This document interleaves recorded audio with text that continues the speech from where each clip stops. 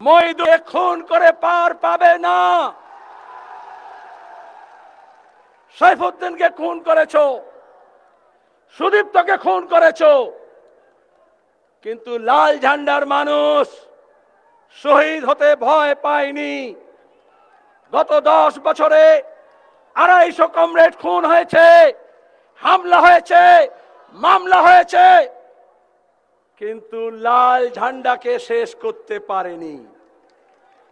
আর যে বলেছিল লাল ন্যাকড়ার কাপড়ের টুকরো থাকবে না, সে এখন তৃণমূলের ঝান্ডাকে ন্যাকড়া করে ওই অমিত শাহের জুতো পালিশ করতে গিয়েছে।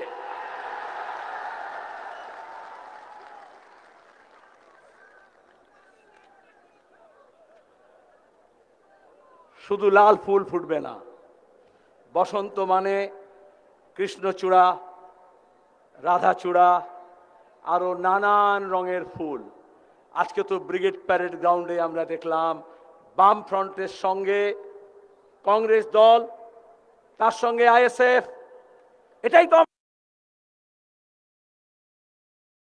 নানান জাতি, নানান বর্ণ, নানান ধর্ম, নানান উপজাতি, এই সবকে নিয়ে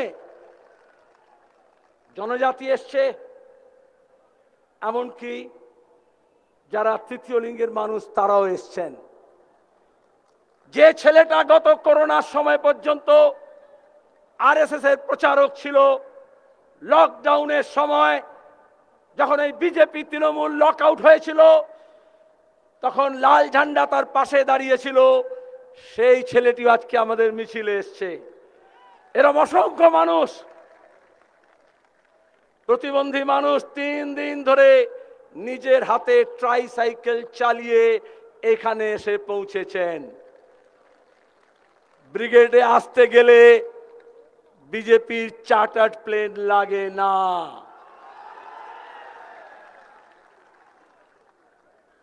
এখানে ছত্তিশগড়ের মুখ্যমন্ত্রী বললেন, স্লোগান দেওয়ালেন, আপনারা বললেন कल लड़े थे गोरों से, आज लड़ेंगे चोरों से।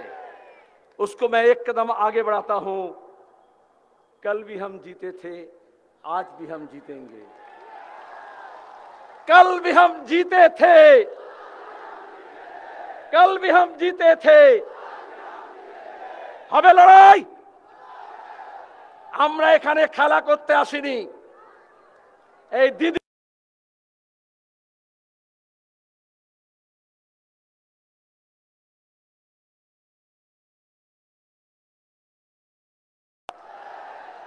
বেকার ছেলে যে কাজ পায়নি, যে মেয়েটা কাজ পায়নি, তারা লড়াই করছে কাজের জন্য। আমরা লড়েছিলাম শিল্পের জন্য, কলকারখানার জন্য। আমরা হচ্ছে শিল্প গড়ার জন্য, আর বিজেপি হচ্ছে কলকারখানা বেচে দেওয়ার জন্য। ওরা গড়বে। গত 1 দশক ধরে টিএমসি এ রাজ্যে কিছু গড়েনি। গত 7 বছর ধরে বিজেপিও এ রাজ্যে কোনো বিনিয়োগ নিয়ে আসতে পারেনি, কেন্দ্র কোনো বিনিয়োগ হয়নি। খুঁজছে কোথায় ব্যাংক, কোথায় এলআইসি, কোথায় ইন্স্যুরেন্স, কোথায় রেল স্টেশন, কোথায় এয়ারপোর্ট, কি কি বিক্রি করতে হবে। সেদিন পার্লামেন্টে ওই যে বক্তা বললেন না, পার্লামেন্টে একজন বলছে 70 साल में आपने क्या क्या किया। পেছন থেকে একজন বলল মত বলো नहीं तो मालूम हो जाएगा तो बेच देगा।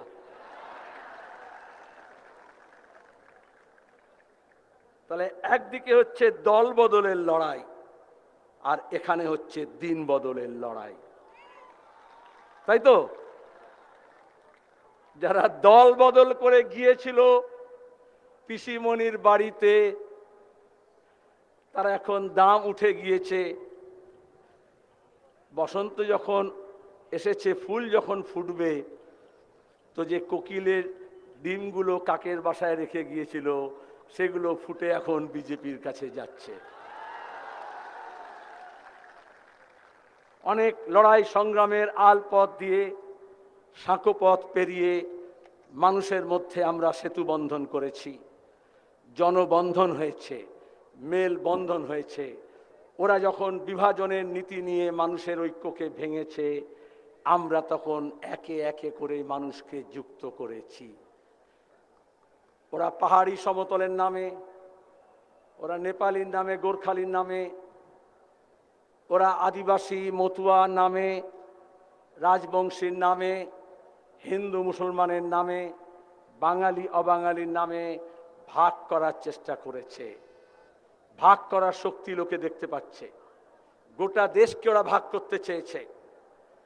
যখন কৃষকরা একসঙ্গে হয়েছে ফসলের দাবিতে, ফসলের দামের দাবিতে, ন্যূনতম ফসলের দাম যাতে পায়, সংগ্রহ মূল্য হয়, তার জন্য লড়াই করতে, তিনটে কালা কানুনের বিরুদ্ধে যখন ওরা এককাট্টা হয়েছে, এই আরএসএস বিজেপি বলেছে পাগড়ি দেখে এরা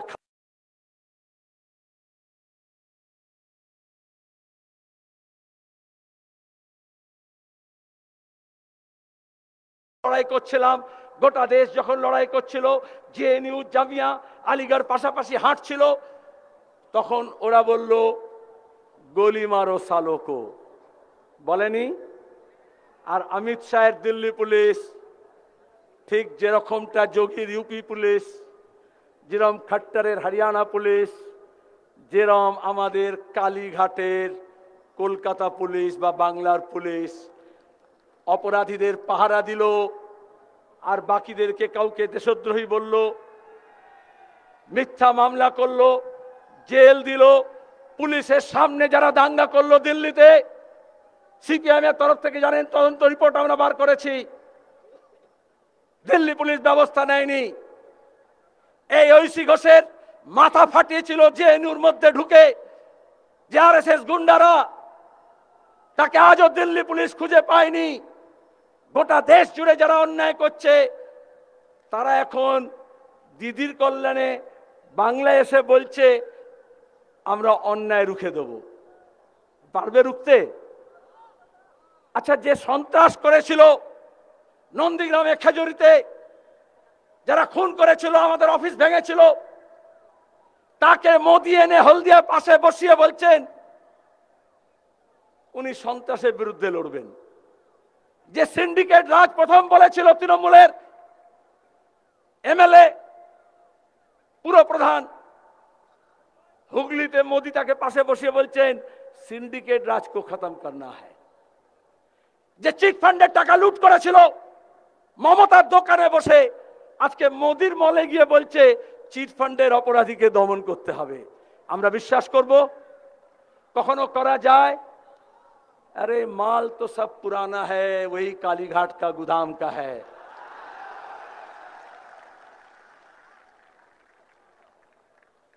শুধু শোরুমটা পাল্টেছে।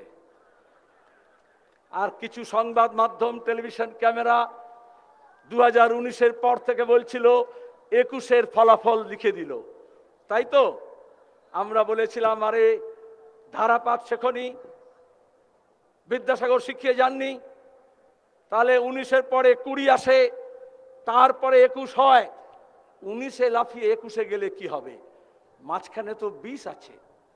2020 করোনার সময়, লকডাউনের সময় মেহনতি মানুষের ক্যান্টিন, শ্রমজীবী মানুষের ক্যান্টিন, সবজি বাজার, রান্নাঘর, হেঁসেল, আক্রান্ত মানুষের পাশে আক্রান্ত মানুষ দাঁড়াতে পারে, সমস্ত শক্তি নিয়ে আমরা দাঁড়িয়েছিলাম। তাহলে 2020 খেললাম আমরা, তখন যারা সব ঘরে ঢুকেছিল এখন 21-এ উঠে এসে বলছে খেলা হবে। ওই যে বলছে না 5 টাকা ডিম ভাত না 20 টাকা ডিম ভাত বলেছে না?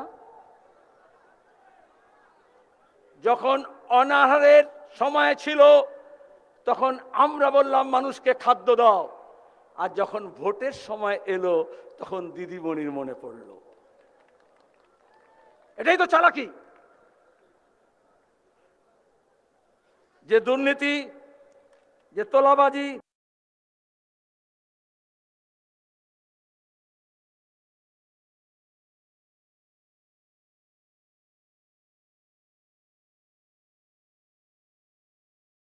তারা ধর্ণা দিচ্ছে। এখন ওই মইদুলের বোনটাও মুখ্যমন্ত্রীকে বিশ্বাস করে না, এসএসসি পাস ছেলে মেয়েরাও বিশ্বাস করে না, মাদ্রাসা সার্ভিস কমিশন পাস করা ছেলে মেয়েরাও বিশ্বাস করে না। ভোট আসলেই বলেছেন সব করে দেব, তারপরে বলেছেন ভোটের বেলায় কাজী আর কাজ ফুরলে কিষেনজি।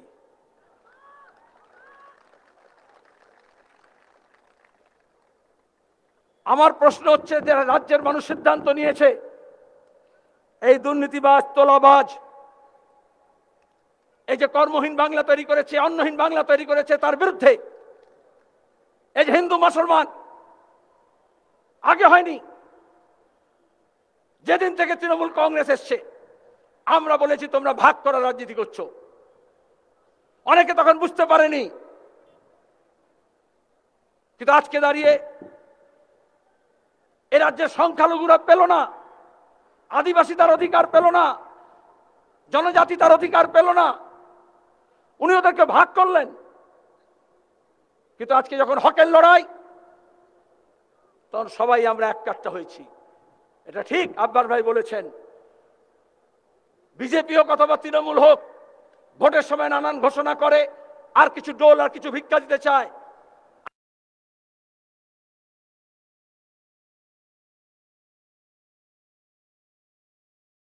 তাদের একটাই কথা,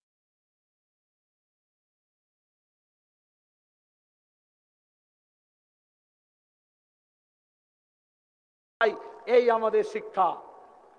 আর এই হকের লড়াইয়ে যারা এই বিজেপির কাছে বিক্রি হবে না, তৃণমূলের কাছে শির দ্বারা জমা দেবে না, আমরা তাদের সবাইকে স্বাগত জানিয়েছিলাম। আজকে ব্রিগেডে একটা নমুনা দেখলেন, এখানে সবাই আসতে পারেনি, ট্রেন চলাচল এখনো স্বাভাবিক হয়নি। তারা বলছে বাংলাকে সোনার বাংলা করবে। একটা লোহার ট্রেনটা পর্যন্ত ঠিক মতো চালাতে পারছে না, করোনার সময় থেকে বন্ধ হয়েছে, তাই তো? একটা কৃষকের সমস্যা 3 মাস ধরে শুনতে পাচ্ছে না, বুঝতে পারছে না,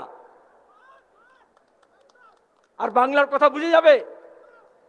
এ বাংলাকে আমরা বুঝি, স্বাধীনতার আন্দোলনের আগে থেকে বুঝি। আমরা মরেছি কাকদ্বীপে, আমরা লড়েছি তেলেঙ্গানায়, তাই তো? আমাদের নাম লেখা আছে ব্রিটিশের জেলখানায়।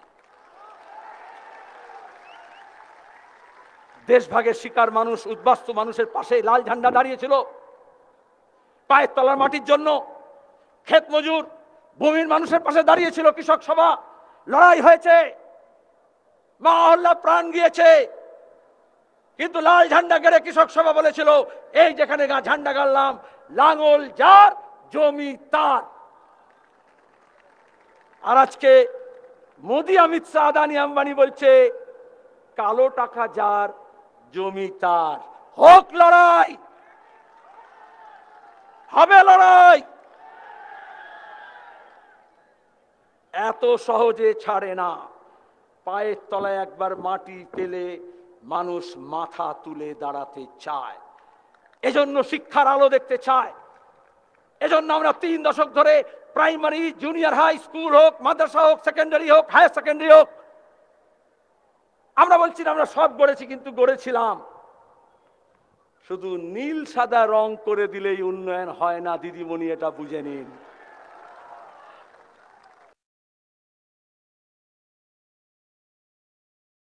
জাতীয় শিক্ষানীতির নাম করে, নয়া শিক্ষানীতির নাম করে দিল্লিতে বিজেপি সরকার আর আমাদের এখানকার তৃণমূল সরকার, সরকারি যে শিক্ষা ব্যবস্থা আছে তাকে ভেঙে চুরমার করে দিতে চাইছে, যাতে গরিব মানুষের ঘরের ছেলে, চাষির ঘরের ছেলে, শ্রমিকের ঘরের ছেলে, বস্তির ছেলে, কলোনির ছেলে, গ্রামের ছেলে যাতে শিক্ষা না পায়।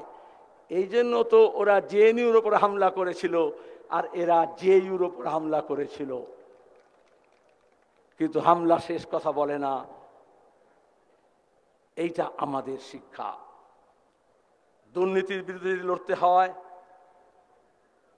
তাহলে এখানে দিদির লুট আর দিল্লিতে মোদির লুট। লুটেরা লুটেরাকে ধরে না, লুটেরাদের বিরুদ্ধে যদি লড়তে হয়, যেমন লুট, লুটেরা তেমন এক। কখনো তৃণমূলের ঝান্ডা নিয়ে লুট করেছে, তোলাবাজি খেয়েছে, এখন বিজেপির ঝান্ডা নিয়ে গিয়েছে। ওরা তোলাবাজি, কাটমানি বন্ধ করার জন্য নয়।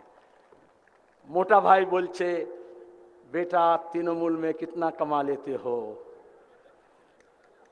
বলে ওই যে মাদার তৃণমূল আছে, আবার ভাইপো তৃণমূল আছে, 30% 70% সব দিতে হয়। মোটা ভাই বলল কুছ परवाह नहीं, नोटबंदी का पैसा है, इलेक्टोरल बॉन्ड का पैसा है, अदानी अंबानी का पैसा है, हमारे पास चले आओ, जितना लूटोगे तुम्हारा होगा। ব্যাস চার্টার্ড প্লেনে করে সবাই চলে যাচ্ছে। সোজা কথা। এজন্য লুটেরাদের বিরুদ্ধে লড়তে হলে আমাদের যেমন একসঙ্গে হতে হবে, অমনি লুটেরাদেরও একসঙ্গে চিনতে হবে। পরিষ্কার কথা, সেখানে কোনো ফাঁক ফোকর লাগলে চলবে না।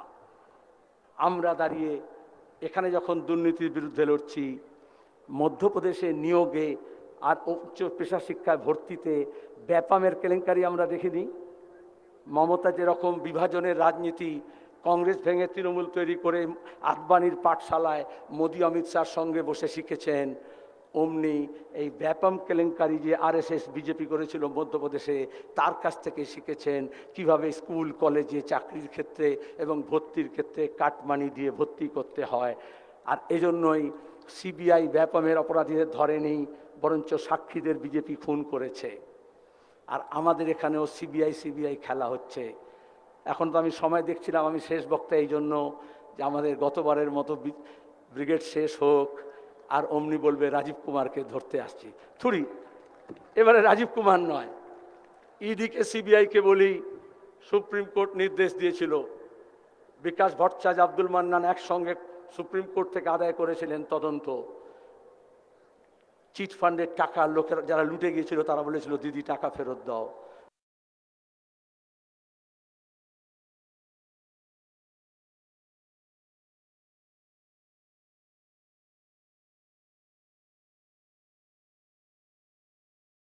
হয়নি, তাই তো? বরঞ্চ যে চিট ফান্ডের টাকা লুট করেছিল সেই তৃণমূল থেকে ঝাপাং করে বিজেপিতে চলে গেছে। তাতে কি মানুষ টাকা ফেরত পাবে? এই সংযুক্ত মোর্চা, এই যে লড়াইটা আপনারা করছেন, এই লড়াই জয়ী হব।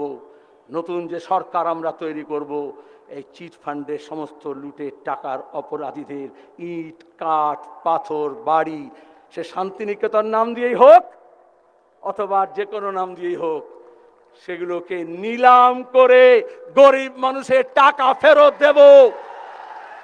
বেকার ছেলে মেয়েদের কাছ থেকে শিক্ষক করবে বলে টাকা নিয়েছে, ওই শিক্ষামন্ত্রী পার পাবে না, আতা দালালরাও পার পাবে না। গ্রামে গঞ্জে হিসেব রাখুন, কড়ায় গন্ডায় গুনে টাকা ফেরত নেব। আর বছর বছর এসএসসি হবে, প্রাইমারি নিয়োগ হবে, পিএসসি নিয়োগে দুর্নীতি হবে না, মাদ্রাসা সার্ভিস কমিশনের পরীক্ষা হবে। আগে যেরকম নিয়মিত চাকরি হতো, সমস্ত শূন্য পদ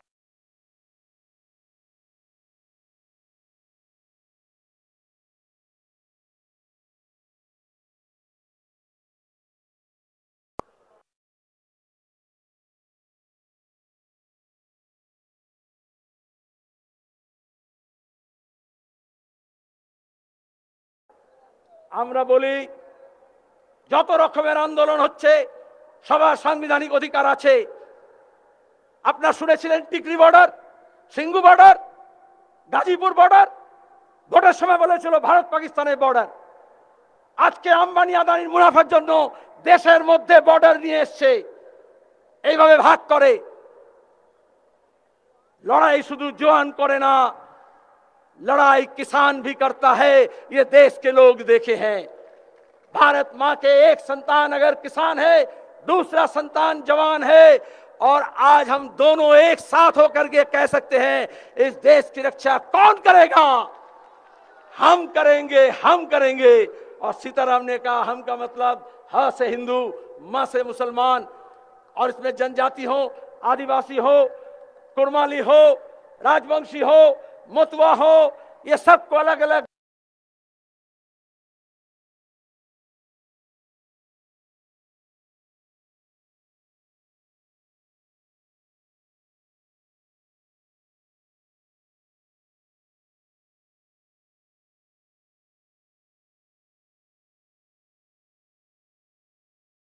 সিভিক পুলিশকে দিয়ে এমনকি আইপিএস ডব্লিউবিসিএস অফিসারকে ব্যবহার করেছিল।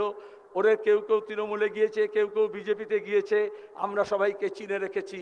কিন্তু নির্বাচন কমিশনকে বলছি অবাধ এবং সুষ্ঠু নির্বাচন করতে হবে। পুলিশকে বলছি উর্দি যখন পড়বে উর্দির সম্মান রাখবে, নিয়ম মেনে কাজ করতে হবে। কিন্তু বুথে যে ভূত আছে, তাই তো অনেক ভূত পেতনি আছে, আমরা ভয় পাই না।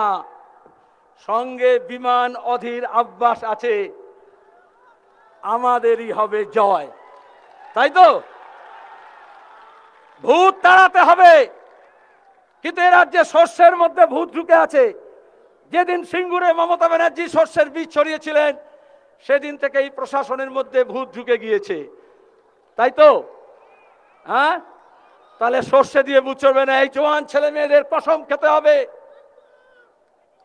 বুথ থেকে ভূত তাড়াবো, মানুষ আবাদে ভোট দেবে।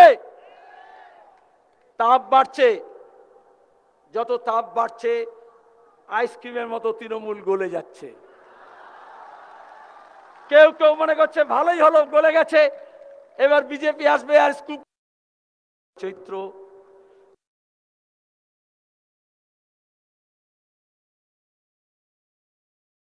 চৈত্রের গরমে বৈশাখে করে চামচ করে খেয়ে নেবে, বিক্রি হবে। কিন্তু চৈত্রের গরমে যে তাপ বাড়বে আর বৈশাখের গরমে যে ভোট হবে, নতুন যে বছর আসবে, নববর্ষ আসবে, আমাদের শপথ নিতে হবে আন্দোলনের আগুনে, জমায়েতের আগুনে, ঘৃণার আগুনে, ঐক্যের দর্পণে আমরা এমন তাপ বাড়াবো তৃণমূল গলে জল হোক, কিন্তু বিজেপিকে আমরা বাষ্প করে দেবো, ভাবের মতো উড়ে যাবে। হবে।